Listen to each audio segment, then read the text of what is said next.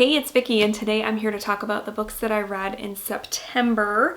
I feel like I read a lot of chunkier books in September, but I still managed to read 8 things in the month. I read 4 print books, 1 ebook, 3 audiobooks, and I did have 1 DNF, which I'll talk about in just a second, so let's dive in.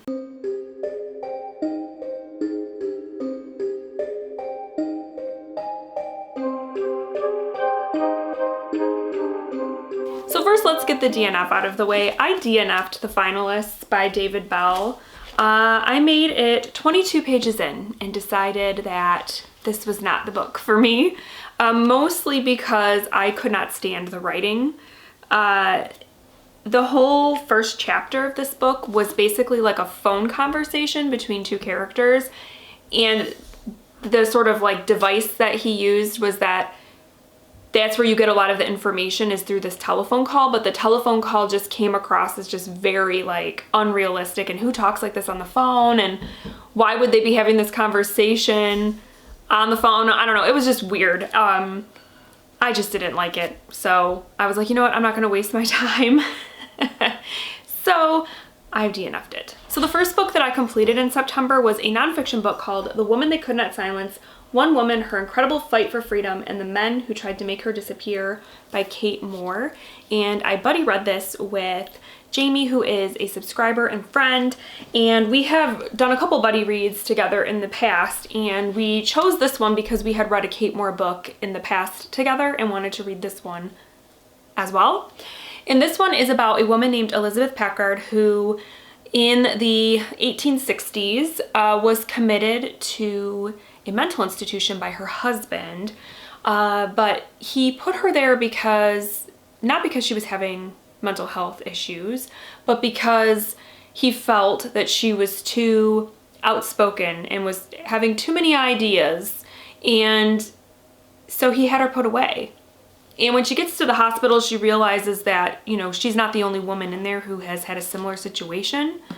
And so the book sort of chronicles her time there and what she did to get herself out, and what her fight, sort of ways in which it contributed to really like women's history, feminist history, because like what she was doing at the time was just so radical.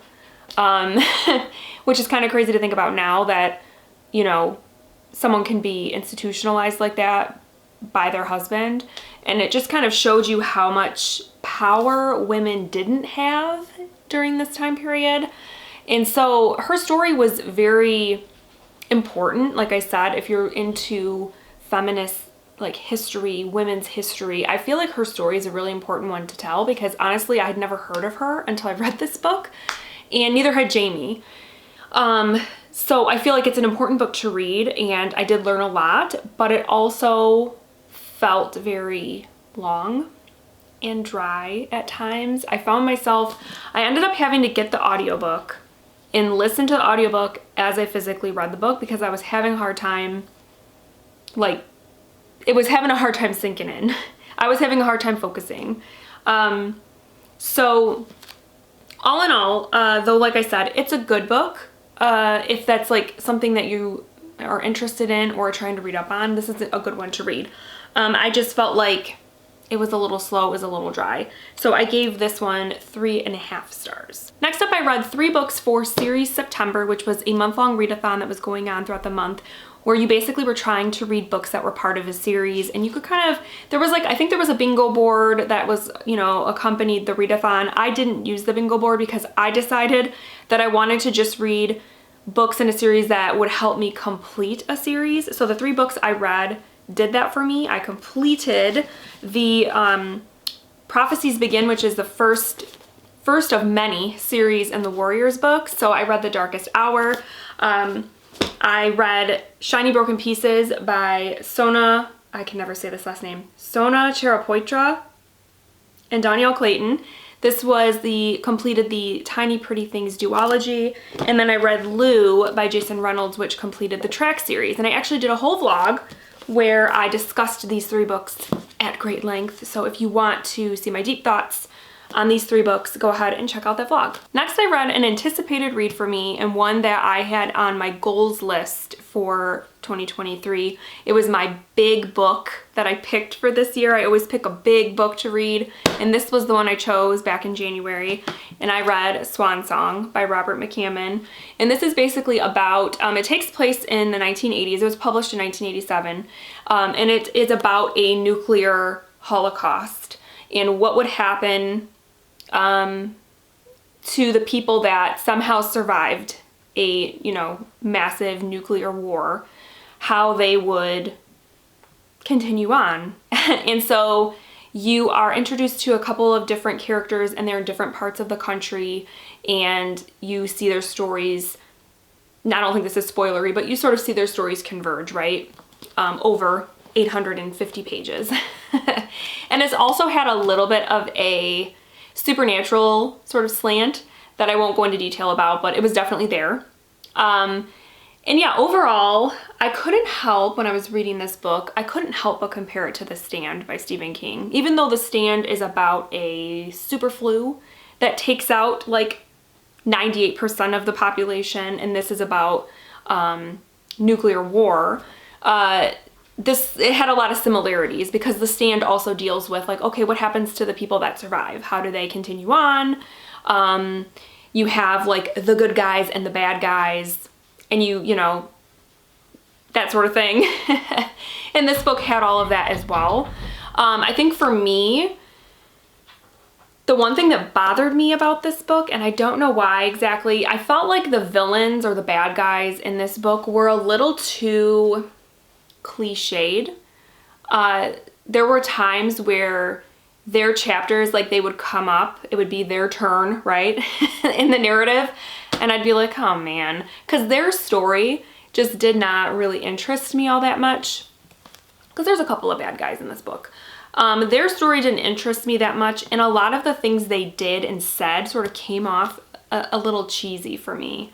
It was like almost like McCammon was trying a little too hard to make these guys unlikable, and I kind of feel like in a story like this, even the bad guys, I want there to be more to them. I don't want it to be so black and white, even though you are talking about good and bad. I want there to still be a little bit of nuance there, I guess, which I felt like you got in The Stand with some of the bad characters, and I didn't really get here. And I know it's probably unfair to compare The Stand to this, but they came out, okay, they came out within, what, a decade of each other. They're both very long, and they have similar themes, right? So I couldn't help but compare it, and I do think that The Stand is a better book.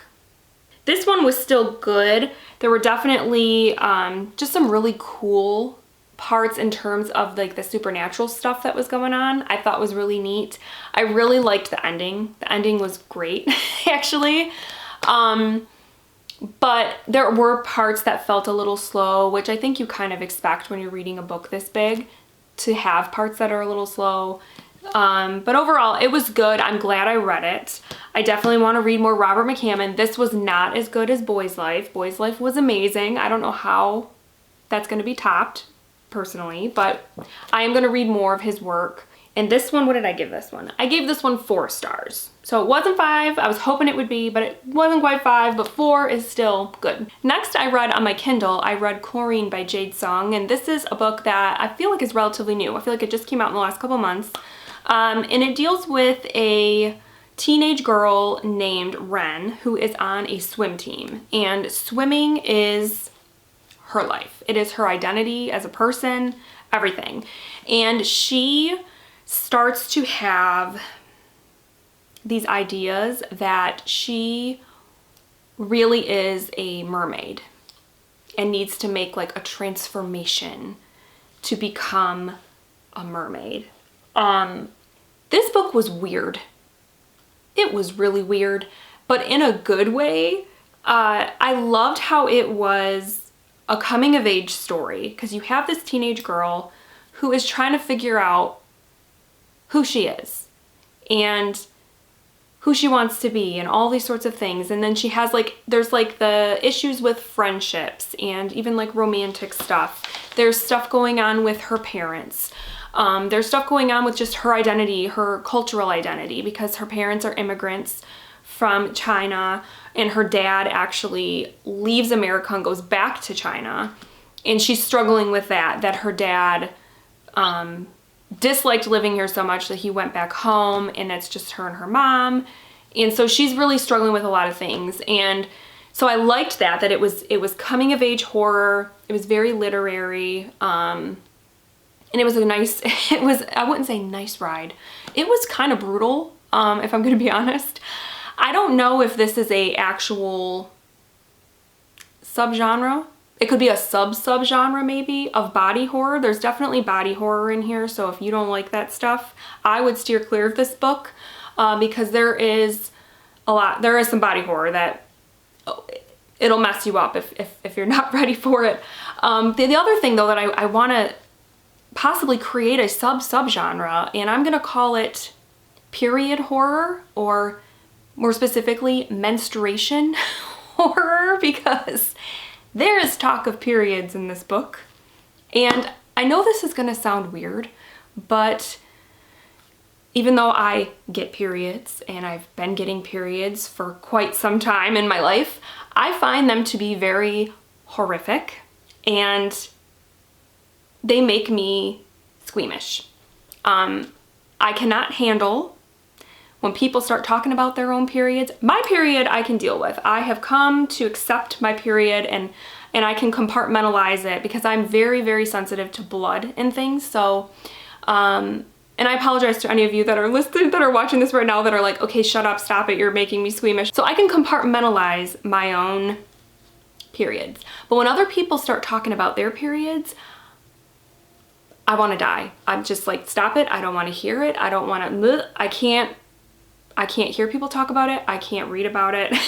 And I definitely found that out by reading this book because it was horrific for me personally.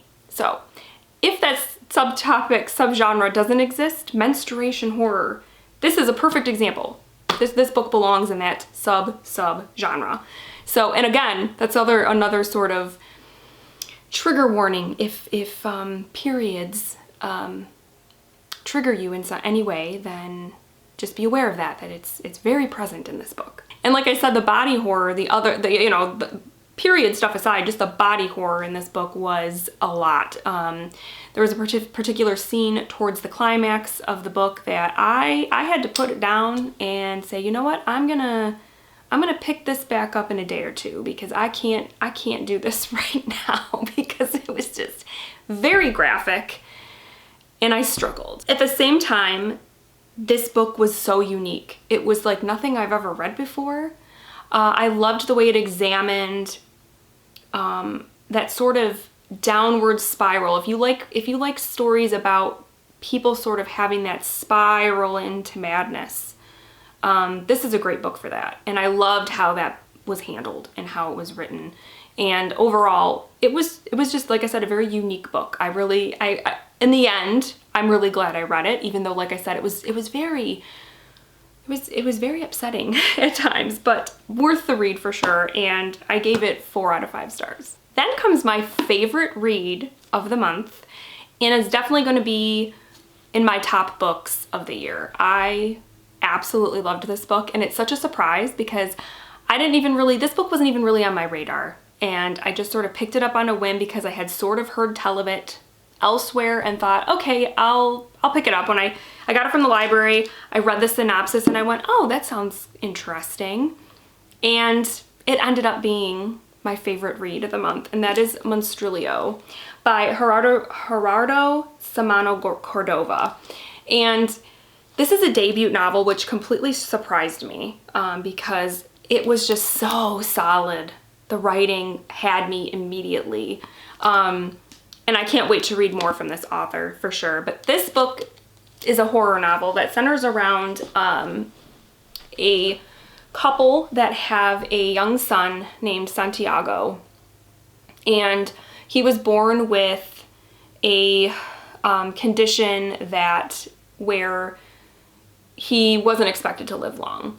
So his entire life, that he was alive, they knew in the back of their mind that they were going to lose him. And at the beginning of the book, they lose him. And the parents are obviously devastated despite sort of trying to prepare for that moment and knowing that they are going to lose him much sooner than they, would have ever thought, like when he was, before he was born and everything, before they knew that he had this degenerative disease, right? So they're devastated. And the mother, why can I not remember what her name is? She decides to cut out a piece of his lung and keep it. And she puts it in a jar, and she decides one day to feed it. And when she feeds it, it grows and grows and becomes Monstrilio, this sort of monster that they at first are very afraid of, but grow to love like their own child. I don't want to say much more about the plot, except that it was brilliant. I absolutely loved this book. I did. I loved how you get different POVs in this book. You get the point of view of the mother. She's the first person you meet. You meet her best friend, who is also a doctor and is just very involved in their family, is very close with their family. You get a perspective from her. You get a perspective from Joseph, who is the father. And then the last perspective is Monstrilio himself. And I loved that. I loved that there were different point of views, and I loved every single one of them. I loved how this book explored the whole idea of nature versus nurture, because despite everything, these people love Monstrilio, even though they know that he is innately a monster who craves a certain type of meat, we'll just say, and that no matter what they do,